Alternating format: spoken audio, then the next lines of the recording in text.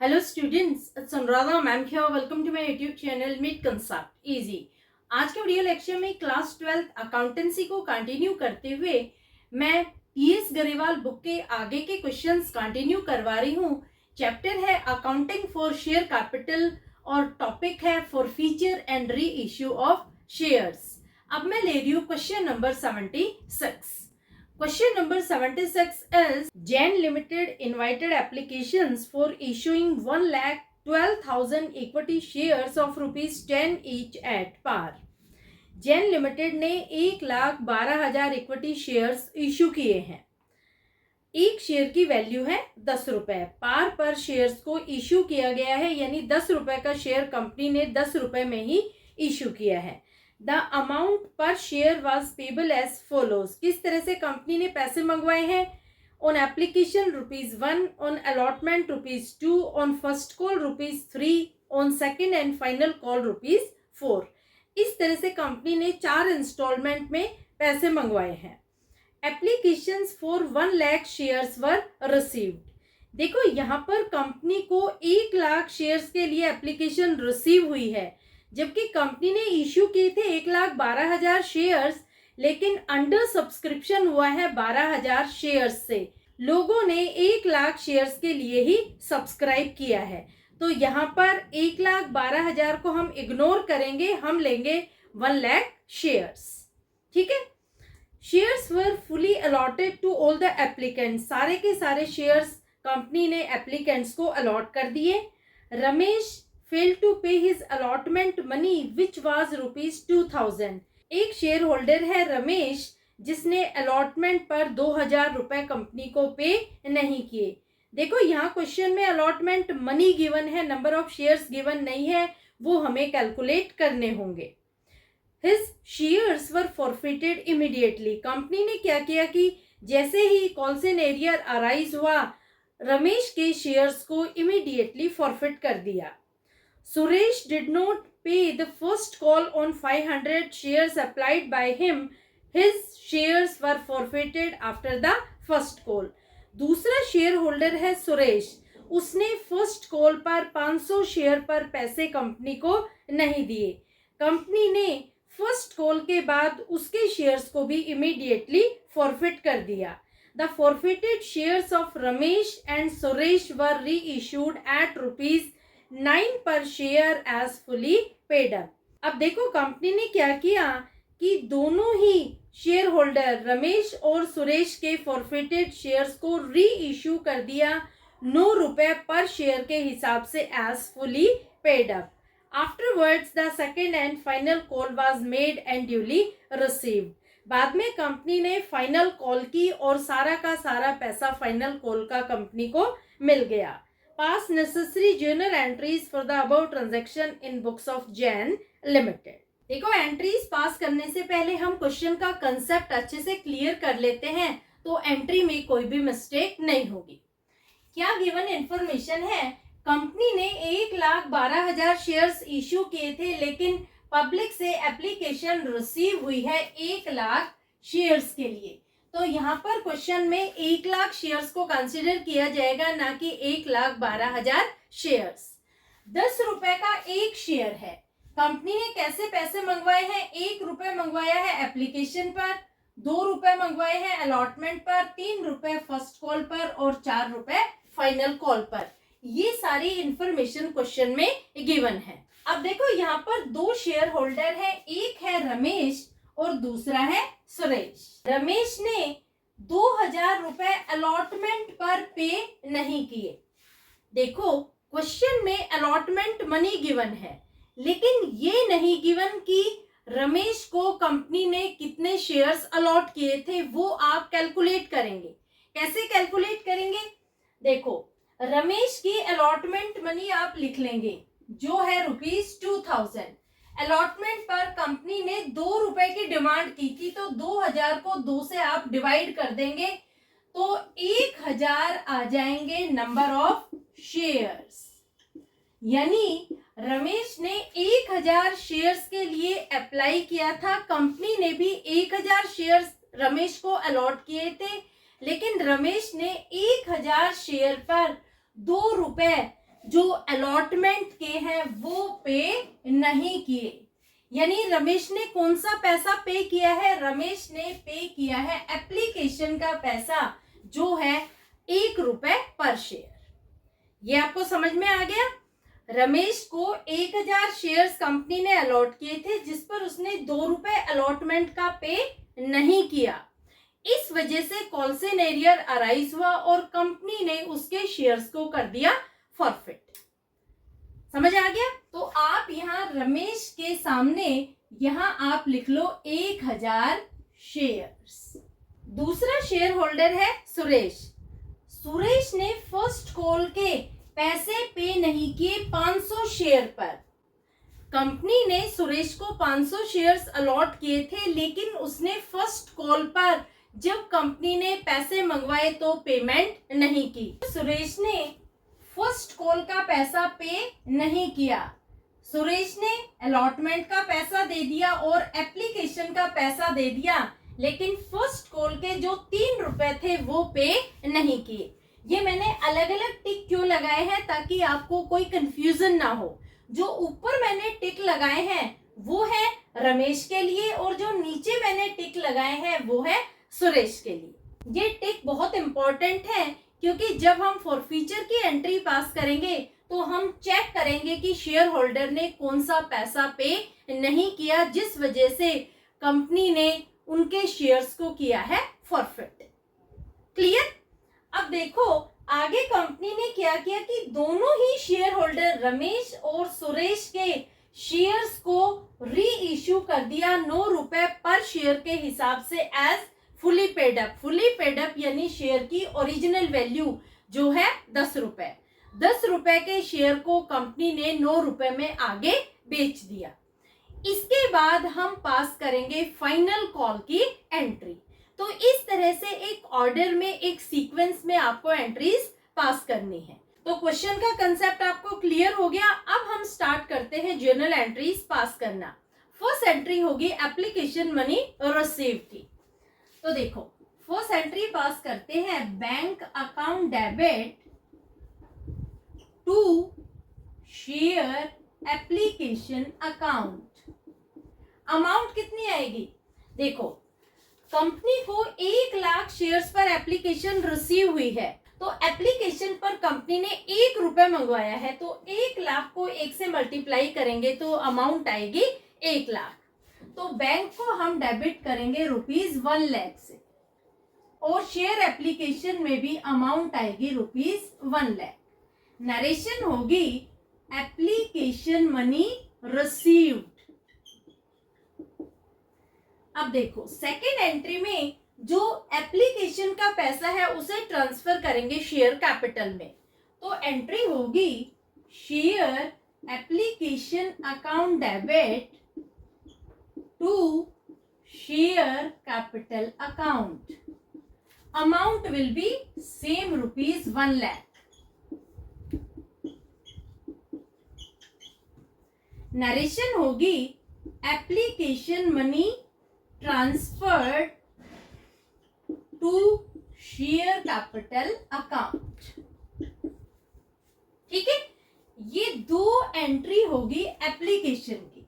अब देखो allotment money due हो रही है।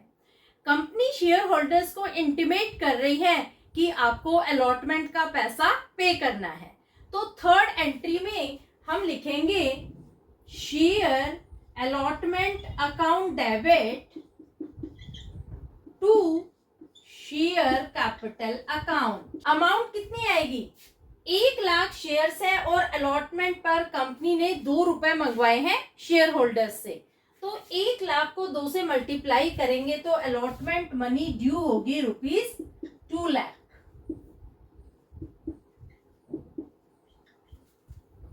नरेशन होगी अलॉटमेंट मनी ड्यू। अब देखो फोर्थ एंट्री में कंपनी अलॉटमेंट मनी रिसीव करेगी, तो क्या कंपनी को पूरे के पूरे 2 लाख रुपए मिलेंगे? नहीं। क्यों नहीं मिलेंगे?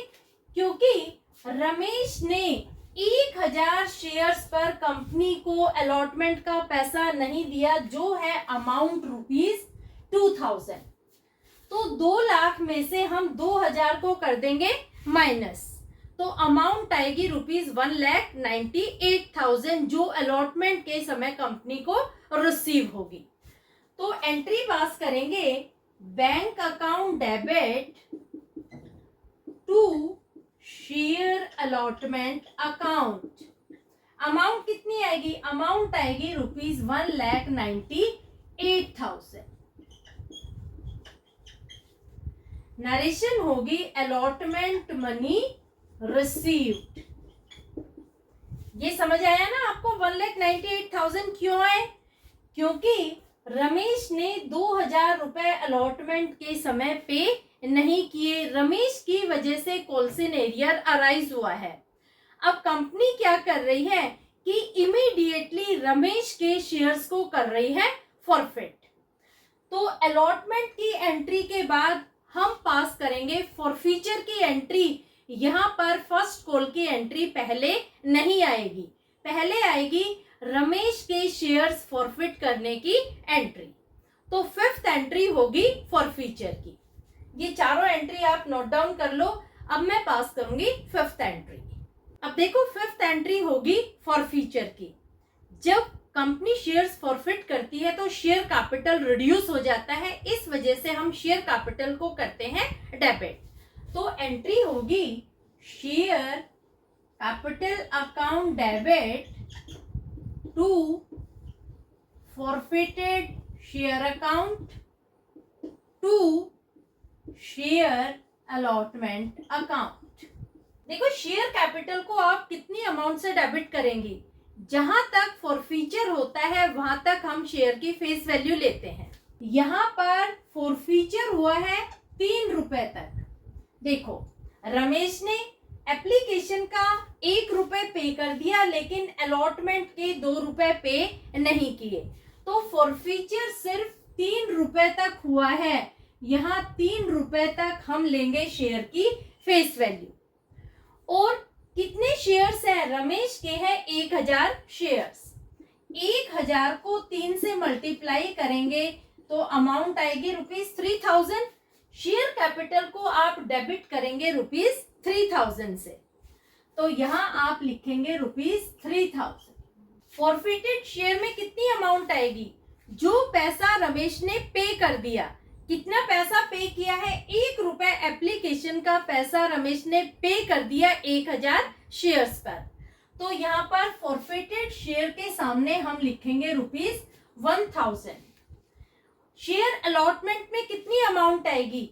जो कॉल्सन एरियर अराइज हुआ है, 1000 शेयर थे और 2 रुपए रमेश ने पे नहीं किए, तो 2000 रुपए आएंगे शेयर अलॉटमेंट के सामने। समझ आ गया? नरेशन होगी 1000 शेयर्स फॉरफिटेड। अब देखो 6 एंट्री में कंपनी डिमांड कर रही है फर्स्ट कॉल के लिए। जब कंपनी फर्स्ट कॉल के डिमांड करेगी तो कितने शेयर्स के लिए फर्स्ट कॉल की डिमांड करेगी? क्या 1 लाख शेयर्स के लिए कंपनी डिमांड करेगी फर्स्ट कॉल की? नहीं। क्यों नहीं? क्योंकि कंपनी ने 1000 शेयर्स को फॉरफिट कर दिया है, तो 1 लाख में से 1000 माइनस करेंगे तो 99,000 शेयर्स आएंगे, जिसके लिए कंपनी डिमांड करेगी फर्स्ट कॉल के लिए। फर्स्ट कॉल पर आप 1 लाख शेयर्स को कंसिडर नहीं करेंगे। क्यों नहीं करेंगे? क्योंकि अभी अभी कंपनी ने रमेश के 1000 शेयर्स को फॉरफिट कर दिया, तो 1000 शेयर्स को आप 1 लाख शेयर्स में से माइनस करना, तो जो रिमेनिंग शेयर्स आएंगे 99,000, उसके लिए फर्स्ट कॉल की अमाउंट ड्यू होगी। फर्स्ट कॉल पर कंपनी मंगवा रही है 3 रुपए, तो 99,000 को आप मल्टीप्लाई करेंगे 3 से, तो अमाउंट आएगी ₹2,97,000। तो अमाउंट आएगी ₹2,97,000। क्लियर? तो अब हम पास कर रहे हैं 6 entry first call money due की। एंट्री होगी share first call account debit to share capital account. Amount is ₹2,97,000। Narration होगी फर्स्ट कॉल मनी ड्यू। अब देखो 7th एंट्री में कंपनी को कॉल मनी रिसीव हो रही है, तो क्या पूरे के पूरे 2,97,000 कंपनी को मिलेंगे? नहीं। क्यों नहीं मिलेंगे? क्योंकि दूसरा शेयर होल्डर है सुरेश, जिसके पास 500 शेयर्स थे, उसने फर्स्ट कॉल का पैसा पे नहीं किया।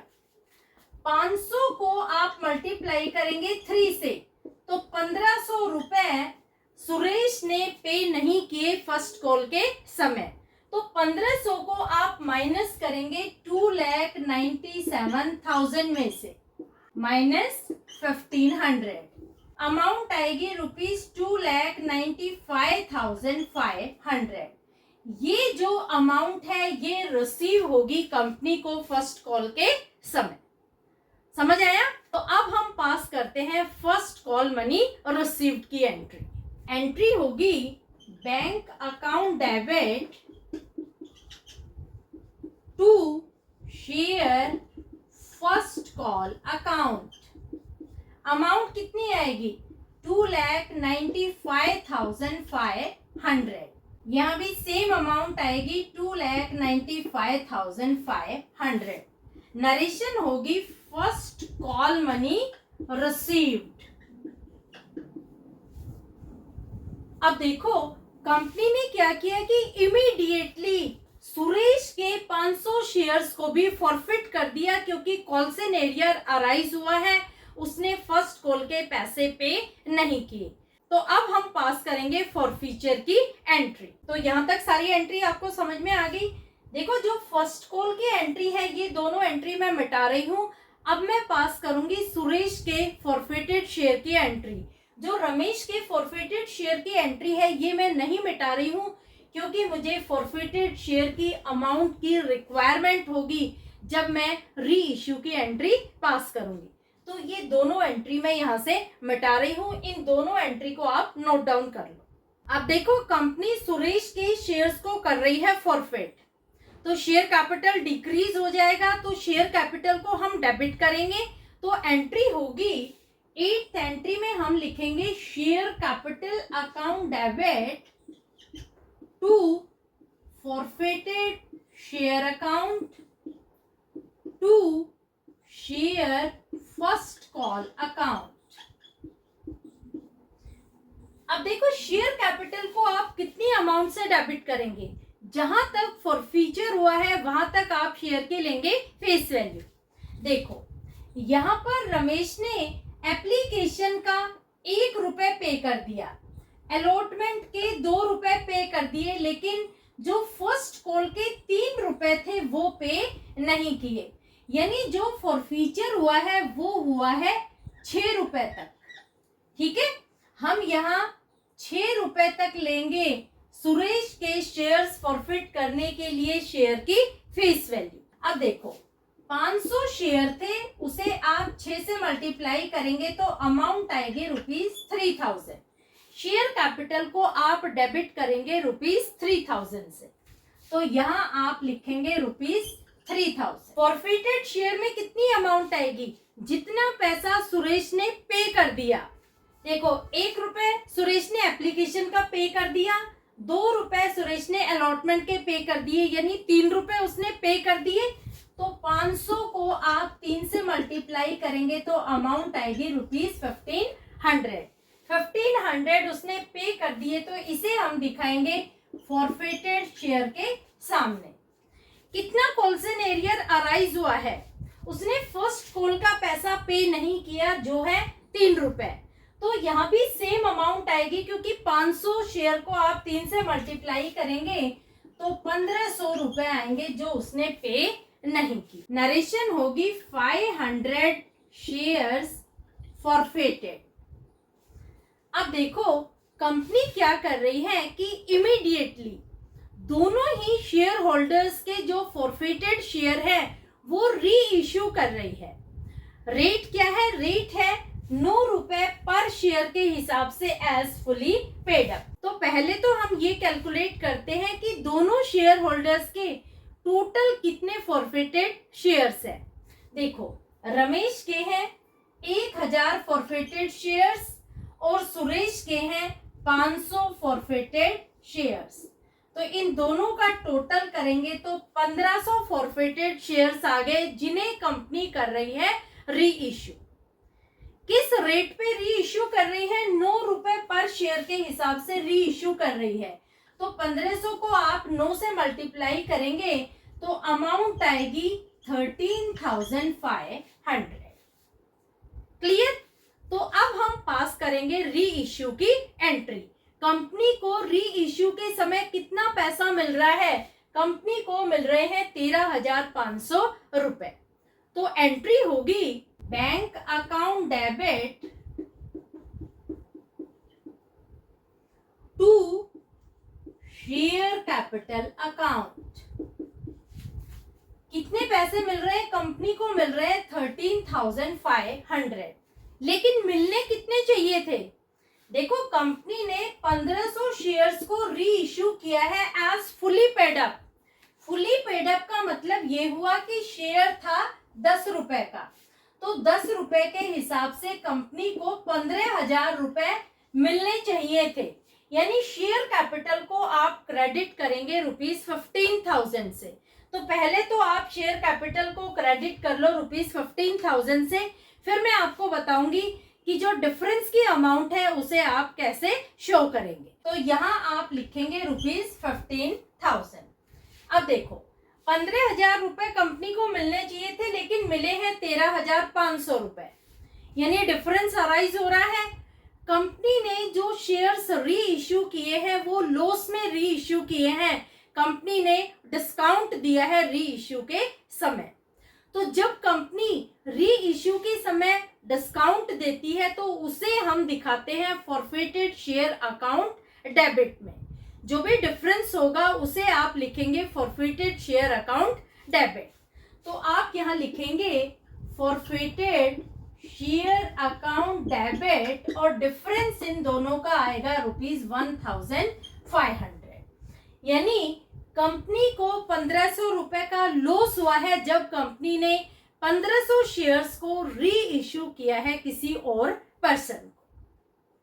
समझ आ गया? नरेशन होगी 1500 फॉरफेटेड शेयर्स री इश्यू।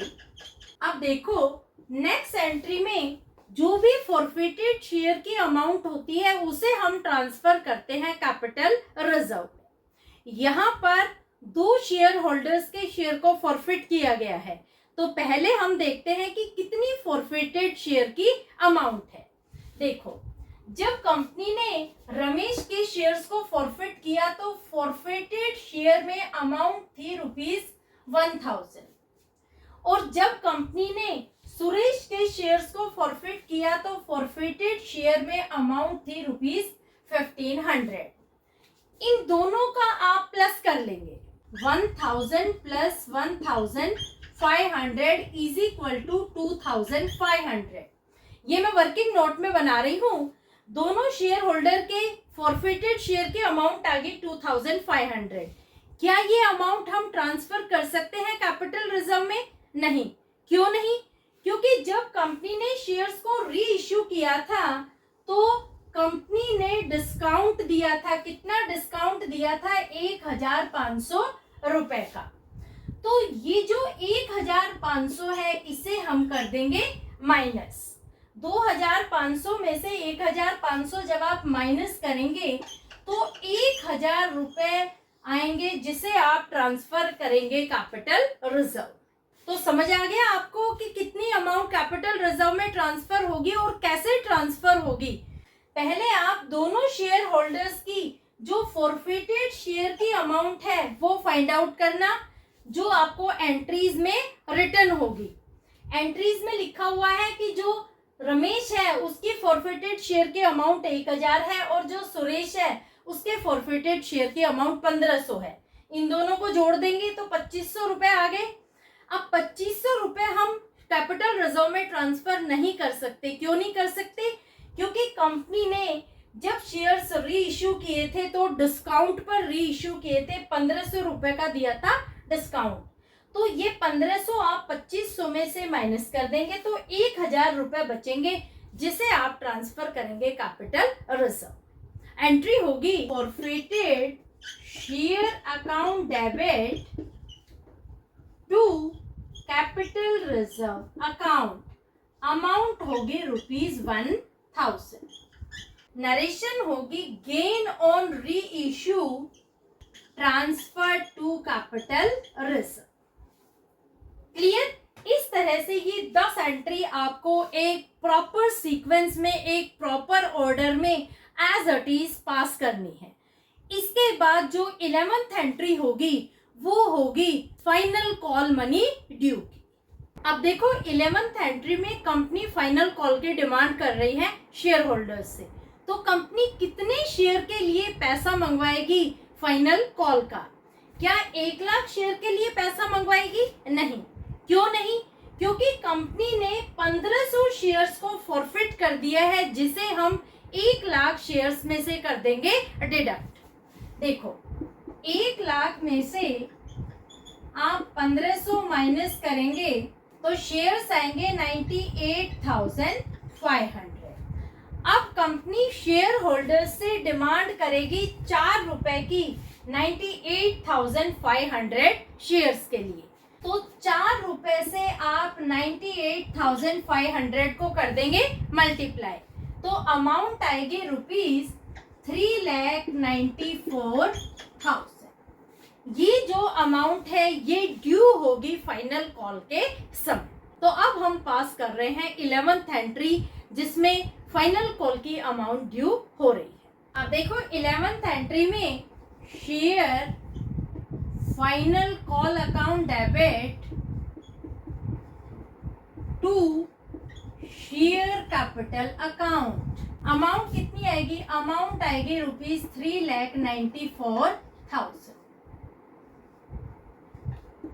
नरेशन होगी फाइनल कॉल मनी ड्यू। अब देखो फाइनल कॉल के समय कंपनी को सारा का सारा पैसा रिसीव हो रहा है, यानी पूरे के पूरे 3,94,000 रुपए कंपनी को मिल रहे हैं। तो एंट्री सेम अमाउंट के लिए पास होगी जब कंपनी फाइनल कॉल रिसीव करेगी। तो 12th एंट्री में आप लिखेंगे बैंक अकाउंट डेबिट